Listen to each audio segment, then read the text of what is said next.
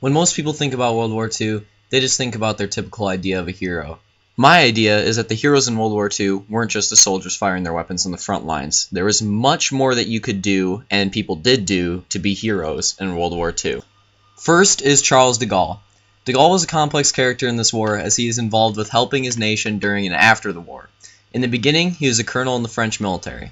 He commanded his own tank regiment and fought in a few battles before France had been completely taken over. Being a member of the French government, he is one of the few that opposed surrender. When the new French Prime Minister wished to seek an armistice with Germany, de Gaulle fled France to build the Free French Forces.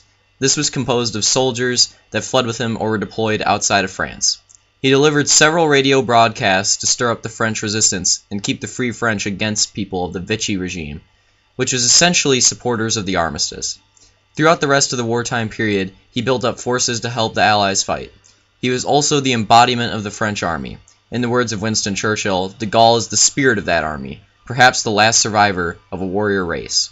After the war, de Gaulle returned to France, helped rebuild their politics, eventually in the very far future becoming president of France as well. Charles de Gaulle was amazing because his efforts kept the French relevant, instead of a completely deflated and defeated nation. Second is Major Richard Winters. Winters started the war as a soldier in the front lines. He took part in 3 of the major battles in Europe in 1944. Operation Overlord, Market Garden, and the Battle of the Bulge. He was a tremendous soldier, recommended for the Medal of Honor for his tactics used at Brecourt Manor.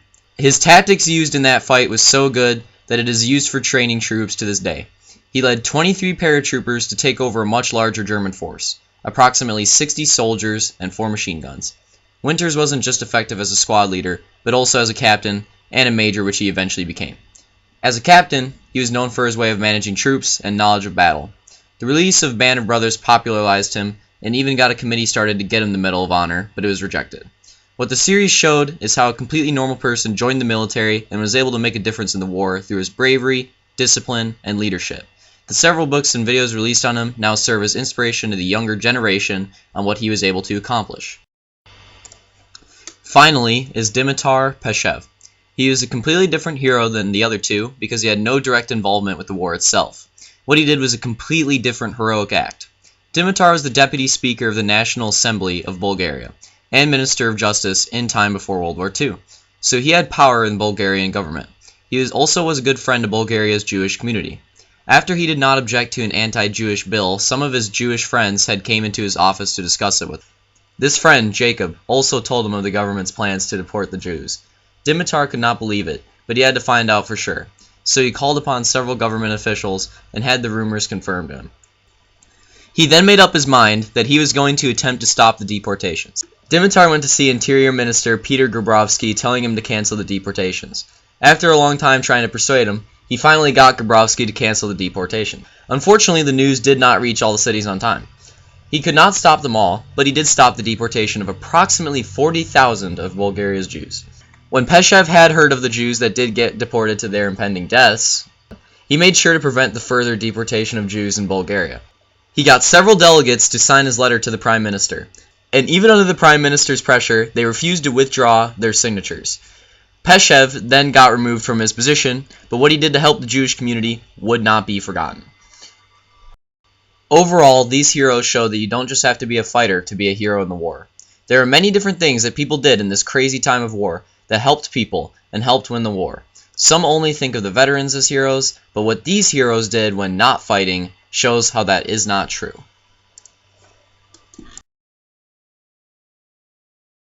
And fought in a few battles before France had been completely taken over. That literally sucked. We're gonna have to do that again. Take 2! Prime Minister wished to seek an armistice with Germany. De Gaulle fled France to build the French. Ah my God! Finally is Dimitar Peshev. He was. Is that how you even say it, dude? I don't even know. What? That sounds so weird. Like, it looked normal, but saying it out loud, that's just not. To an anti-Jewish bill, some of his Jewish friends had came into his office to discuss it with him. This friend, Jacob Baruch, dude, how do you even say that? Jacob Baruch. I'm just gonna say Jacob. This friend, Jacob, also. That even sounds stupid. Oh my God! He I need to take a drink. Hold up. Alright.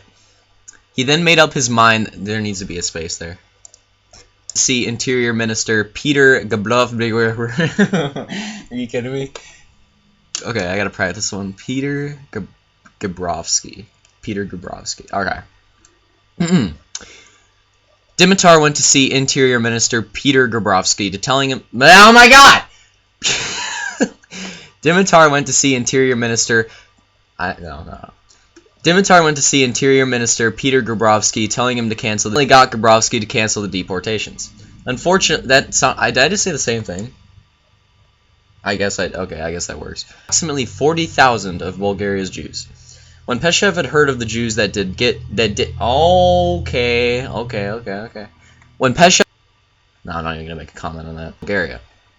He got. I can't just do that right there. Hold on. He got several delegates to sign his letter to the Prime Minister.